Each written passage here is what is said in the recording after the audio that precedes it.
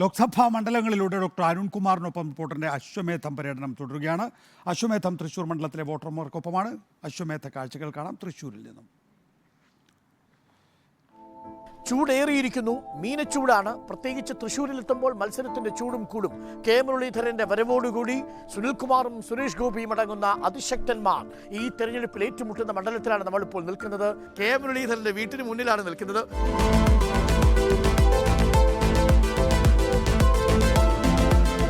എങ്ങനെയുണ്ട് തൃശ്ശൂർ? നന്നായി കാര്യങ്ങൾ മുന്നോട്ട് പോകുന്നുണ്ട്. വളരെ ഒരു സാറ്റിസ്ഫാക്ഷൻ ഉണ്ട്. കരുവന്നൂരിന്റെ പശ്ചാത്തലത്തിൽ ഒരു ഡീലിനുള്ള സാധ്യതയുണ്ടെന്ന് കെ മുരളീധരൻ. തീർച്ചയായിട്ടും കരുവന്നൂർ മാത്രമല്ല, മുഖ്യമന്ത്രിയുടെ കുടുംബവുമായി ബന്ധപ്പെട്ട പല വിഷയങ്ങളിലും മാസപ്പടി അടക്കം ഡീൽ നടക്കാനുള്ള സാധ്യതയുണ്ട്. അങ്ങയെക്കുറിച്ച് BJP നടത്തുന്ന പ്രചരണം ഞങ്ങൾ മുരളീധരനെതിരെ ഒന്നും പറയില്ല. ശോഭാ സുരേന്ദ്രൻ ഒരു പടി കൂടി കടന്ന് പറഞ്ഞത് മുരളീജി എന്ന് വിളിക്കേണ്ടി വരും എന്നാണ്. ഞാൻ എൻ്റെ സ്റ്റാൻഡ് വളരെ ക്ലിയറായി പറഞ്ഞിട്ടുണ്ട്. കാരണം എനിക്ക് ഇന്ന് വരെ കിട്ടിയ എല്ലാ സ്ഥാനങ്ങളും കോൺഗ്രസ് പാർട്ടിയിൽ നിന്ന് കിട്ടിയതാണ്.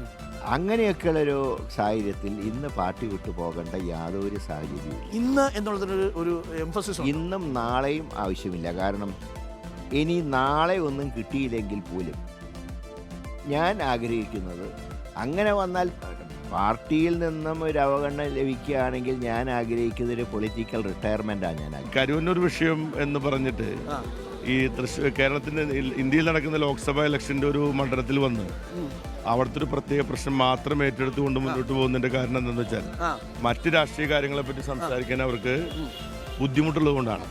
ഇവിടെ ഇപ്പോ ഇലക്ട്രൽ ബോണ്ടിനെ പറ്റി എന്തുകൊണ്ടാണ് സംസാരിക്കുന്നത്? ആന ചോരുന്നത് കാണാതെ ഇത്തരം കാര്യങ്ങൾ, പ്രാദേശികമായ വിഷയങ്ങളെ പറ്റി മാത്രം പറയാണ്.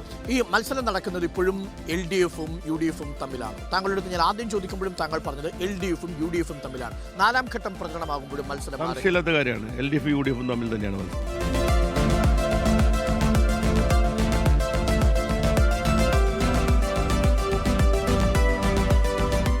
മൊത്തത്തിൽ ഇവിടുത്തെ പൊളിറ്റിക്കൽ ഡിമാൻഡ് ആർക്കാ?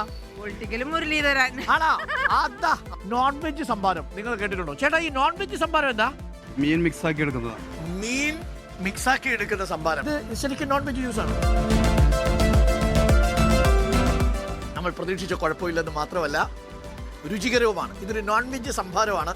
എന്തുകൊണ്ടാണ് സുനിൽകുമാറിന് ജയിക്കാൻ എന്നൊരു കോൺഫിഡൻസ് ഉള്ളത്? സുനിൽകുമാറിന് ജയിക്കാന്ന് പറഞ്ഞാൽ സുനിൽകുമാർ ഒരു ജനകീയനാണ്. നമുക്കറിയാലോ, മോദിക്ക് എതിരാളികളില്ലേ? ഇന്ത്യ മുന്നണി എന്ന് പറഞ്ഞാൽ നമുക്കറിയാം. ഇന്ത്യൻ മുന്നണി നമുക്ക് അറിയാലോ, ശരിക്കും ഒരു ചാവർ മുന്നണിയാണ് അത്. ഇന്ത്യയെ രക്ഷിക്കാൻ കോൺഗ്രസിനാണ് കഴിയുള്ളൂ. കാരണം കാശ്മീർ മുതൽ കന്യാകുമാരി വരെയുള്ള ഒരു പാർട്ടി കോൺഗ്രസ് ആണ്. അതുകൊണ്ടാണ് നമ്മൾ പറയുന്നത്. പോകാറുണ്ടോ? പെൻഷനൊക്കെ കിട്ടുന്നുണ്ടോ? പെൻഷൻ കിട്ടാറില്ല. ഇപ്പോഴാണ് ഒരു മാസം. വോട്ടിങ്ങിന് പോകുന്ന സമയത്ത് അടക്കം വലിയ തെരഞ്ഞെടുപ്പിൽ ഒരു ഘടകമാണോ വോട്ട് ചെയ്യാൻ പോകുമ്പോ? കാണാൻ ചോദിച്ചാ